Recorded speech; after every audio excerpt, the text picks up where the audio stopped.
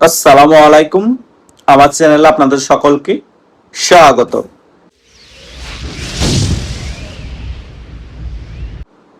আমরা কোন দেশে বসবাস করছি? কিছুদিন পর পর আমরা শুনতে পাই সারা বাংলাদেশ জুড়ে রেড অ্যালার্ট জারি করা হয়েছে। কেন জারি করা হয়েছে? তার মেইন কারণ হচ্ছে বাংলাদেশের যে কোনো স্থানে নাকি বোমা হামলা হতে পারে। প্রত্যেক মাসের মধ্যে 2-3 দিন বাংলাদেশে রেড অ্যালার্ট জারি করা হয়। এই যে সামনে শুক্রবার আসতেছে 14 আগস্ট, সেদিনও নাকি বাংলাদেশে রেড অ্যালার্ট জারি করা হবে। কেন জারি করা হবে? সেম একই কাহিনী, একই নাটক। বাংলাদেশে বোমা হামলা হতে পারে। এগুলো কি বর্তমান বিএনপি সরকার জুজুর ভয় দেখাচ্ছে, নাকি সত্যি সত্যি বাংলাদেশের মধ্যে জঙ্গিরা এমনভাবে আস্তানা গেড়ে বসেছে যে কোনো সময় যে কোনো জায়গায় তারা জঙ্গি হামলা করতে পারে? এখনো পর্যন্ত কোনো জায়গায় ভালোভাবে জঙ্গি হামলা তারা করতে পারেনি, কিন্তু আমরা প্রতি মাসে শুনতে পাই রেড অ্যালার্ট জারি করা হয়েছে বাংলাদেশের বিভিন্ন জায়গার মধ্যে। তার মানে বোঝা যাচ্ছে জঙ্গিরা এখনো ভালোভাবে সুবিধা করতে না পারলেও বাংলাদেশের মধ্যে জঙ্গিদের আস্তানা গড়ে উঠেছে। সরকারের কাছে প্রতিনিয়তই তথ্য যাচ্ছে যে জঙ্গিরা আজকে বা কালকে বা পরশুদিন বা এই মাসে বাংলাদেশের যে কোনো জায়গায় জঙ্গি হামলা করতে পারে। বর্তমান সরকার জঙ্গিদেরকে ভালোভাবে দমন করতে পারছে না, দ্রব্যমূল্যের ঊর্ধ্বগতি কোনোভাবে নিয়ন্ত্রণ করতে পারছে না, বিএনপি জামাত এনসিপি সন্ত্রাসীদেরকে কোনোভাবে নিয়ন্ত্রণ করতে পারছে না, কিন্তু ঠিকই তারা আওয়ামী লীগ নিধনের কাজে ব্যস্ত আছে। আওয়ামী লীগের সাধারণ কর্মীদেরকে মেরে শহীদ মিনারে ঝুলিয়ে রাখা হচ্ছে, বনে জঙ্গলে তাদের লাশ পাওয়া যাচ্ছে, এবং যারা কখনো আওয়ামী লীগের মিটিং মিছিলও যায়নি, জাস্ট আওয়ামী লীগকে সমর্থন করে জয় বাংলা স্লোগান দিয়েছে, যেটা বাংলাদেশের সাধারণ মানুষের স্লোগান, সে স্লোগান দেওয়ার কারণে এই সাধারণ নেতাকর্মীদেরকে জেলে ভরে দেওয়া হচ্ছে এবং মিথ্যা মামলা দেওয়া হচ্ছে, তাদেরকে টর্চার করে মারা হচ্ছে। এই সকল কিছু সরকার মনোযোগ দিয়ে করতে পারছে, কিন্তু ধর্ষণ ঠেকাতে পারছে না, গুম হত্যা খুন চাঁদাবাজি কোনো কিছুই ঠেকাতে পারছে না, গ্যাসের দাম যে বৃদ্ধি পাচ্ছে এগুলো ঠেকাতে পারছে না। সারা বাংলাদেশে এখন সন্ত্রাসীদের অভয়ারণ্য হিসেবে গড়ে উঠেছে, জঙ্গিদের আস্তানা হিসেবে গড়ে উঠেছে, কোনো কিছুই ঠেকাতে পারছে না। শুধু প্রতি মাসে একবার দুইবার রেড অ্যালার্ট দিয়েই সরকার আবার চুপচাপ হয়ে যাচ্ছে। তাদের এখন একটাই এজেন্ডা, মনে হয় তারা সে কারণে ক্ষমতায় এসেছে, সেটা হচ্ছে আওয়ামী লীগ ঠেকাও, আওয়ামী লীগকে নিধন করো, আওয়ামী লীগের সাধারণ কর্মীদেরকে তোমরা মেরে মেরে গাছে ঝুলিয়ে রাখো, শহীদ মিনারে ঝুলিয়ে রাখো, বন জঙ্গলে তাদের লাশ ফেলে দিয়ে আসো। দর্শন হোক, খুন হোক, দ্রব্যমূল্যের ঊর্ধ্বগতি হোক, কোনো সমস্যা নেই, জনগণ আমাদের পাশে আছে। এরা কোন জনগণ যে ধর্ষণকে সাপোর্ট দিচ্ছে? এরা কোন জনগণ দ্রব্যমূল্যের দাম বৃদ্ধি পাওয়ার পর তারা চুপচাপ হয়ে বসে আছে? এরা কোন জনগণ তার ছেলে মেয়ে বলৎকার হচ্ছে তবুও তারা সরকারের পক্ষে আছে?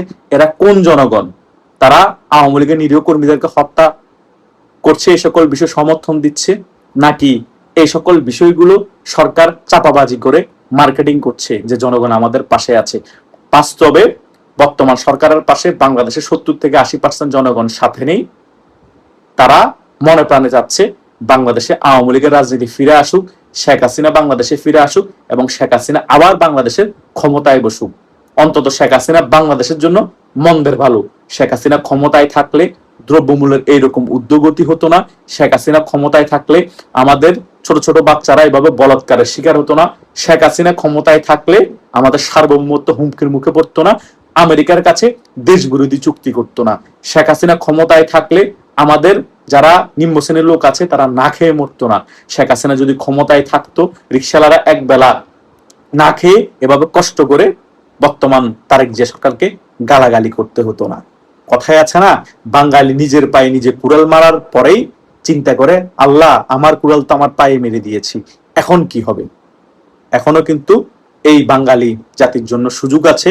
শেখ হাসিনা ডিসেম্বরে ফিরে আসবে, তার আগেই আওয়ামী লীগের তৃণমূল নেতা কর্মীদের পক্ষে আপনারা কথা বলুন, এবং মিডিয়া বলেন এবং অনলাইনে বলেন, সকল জায়গায় আপনারা সাহস করে সকল কিছু তুলে ধরুন, দেখবেন আপনারা যেটা চাচ্ছেন খুব রিসেন্টলি সেটা বাংলাদেশে ঘটবে।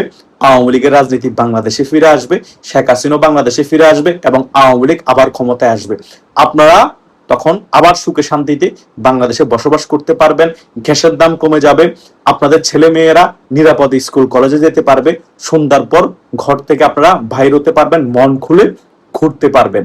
তা না হলে এভাবে চাঁদাবাজি চলতেই থাকবে, দ্রব্যমূল্যের দাম বৃদ্ধি পেতেই থাকবে এবং আপনাদের ছোট বাচ্চারা স্কুল কলেজে যেতেও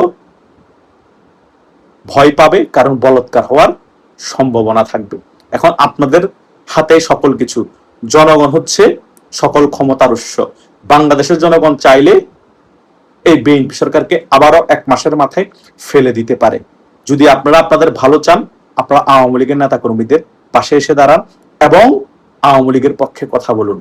আওয়ামী লীগ বাংলাদেশে ক্ষমতায় থাকলে এইরকম করুণ পরিস্থিতি বাংলাদেশে হতো না এবং কয়েকদিন পর পর বাংলাদেশে রেড অ্যালার্ট জারি করতে হতো না। একটা জিনিস চিন্তা করুন, বাংলাদেশ আওয়ামী লীগ 15.5 বছর ক্ষমতায় ছিল। 15.5 বছরে বাংলাদেশে যে সকল কিছু ঘটে নাই, শেখ হাসিনা পতন হওয়ার পর পরই বাংলাদেশের সকল কিছু ঘটে গিয়েছে।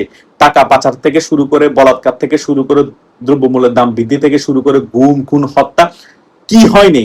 শেখ হাসিনা তো অন্তত আয়না ঘরে নিয়ে গিয়ে ধরে নিলাম নির্যাতন করতো, কিন্তু এভাবে করে তো নির্মম ভাবে হাজার হাজার মানুষকে মেরে জঙ্গলের মধ্যে খালে বিলে শহীদ মিনারে ঝুলিয়ে রাখে নাই। কিন্তু শেখ হাসিনা 5 আগস্টের পরে পতন হওয়ার 5 আগস্ট পতন হওয়ার পর বাংলাদেশে এই সকল কিছু আমরা দেখতে পেয়েছি। দেদারসে টাকা লুটপাট হয়েছে, দেদারসে ব্যবসা বাণিজ্য দখল হয়েছে, চাঁদাবাজি হয়েছে, বনে জঙ্গলে আমরা লাশ পেতে রেখেছি, টুকরো টুকরো করে বস্তা ভরে লাশ পর্যন্ত বন জঙ্গলে ফেলে দেওয়া হয়েছে, ডাস্টবিনে ফেলে দেওয়া হয়েছে। কেউ কাউকে তোয়াক্কা করছে না। বিএনপি এক বড় নেতা আরেক বড় নেতাকে গুলি করে মেরে ফেলছে, আর আওয়ামী লীগের নিরীহ কর্মীদেরকে মারা এখন পানিবাদ হয়ে গিয়েছে।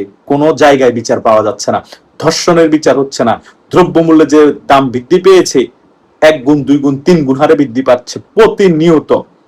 যে মুরগি আমরা 140 টাকা করে খেয়েছি, সেই মুরগির কেজি এখন 210 টাকা। যে ঘ্যাস আগে আমরা 1200-1300 টাকা করে কিনেছি শেখ হাসিনা শাসন আমলে, এখন সেই গ্যাসের দাম 2000 টাকার উপরে। এইরকম অসংখ্য জিনিসের দাম 2 গুণ 3 গুণ হারে বৃদ্ধি পেয়েছে। এগুলা কি আমরা তুলে ধরবো না? এ সকল কথা কি আপনারা জনগণরা বলবেন না? শেখ হাসিনা সরকারের সাথে বর্তমান সরকারের কম্পেয়ার করবেন না? নাকি আপনার মুখের মধ্যে ললিপপ নিয়ে বসে থাকবেন, সকল কিছু মুখ বুঝে সহ্য করবেন, আর বিএনপির নেতা কর্মীরা সংবাদ সম্মেলনে এসে বলবে জনগণ আমাদেরকে ম্যান্ডেট দিয়েছে, জনগণ আমাদেরকে ভোট দিয়েছে, জনগণ এখনো আমাদের পাশে আছে, আমরা আওয়ামী লীগের নেতা কর্মীদেরকে হত্যা করতে পারবো, আমরা দ্রব্যমূল্যের দাম বৃদ্ধি করতে পারবো, গ্যাসের দাম 4000 টাকা হলো জনগণ নিয়ে আমাদের পাশে থাকবে, এবং আওয়ামী লীগের নিরীহ কর্মীদেরকে জেলে বললো জনগণ আমাদের পাশে থাকবে। শহীদ মিনারের মধ্যেও আমরা এরকম বাচ্চা বাচ্চা ছেলেদেরকে ফাঁসিতে ঝুলিয়ে মেরে ফেললো, জনগণ আমাদের পাশে থাকবে। যতক্ষণ পর্যন্ত আপনারা মুখ খুলবেন না, এরা এভাবে চাপাবাজি করতেই থাকবে। সো জনগণ সকল ক্ষমতার উৎস, আমি বারবার বলছি, আপনারা চাইলে সকল কিছু করা সম্ভব, এবং আপনারা চাইলে এই ধরনের চাপাবাজিও বিএনপির বন্ধ হওয়া সম্ভব, এবং আপনারা চাইলে শেখ হাসিনা আবার বাংলাদেশে এসে আরেকটি নির্বাচনের মাধ্যমে আওয়ামী লীগের ক্ষমতায় আসা সম্ভব।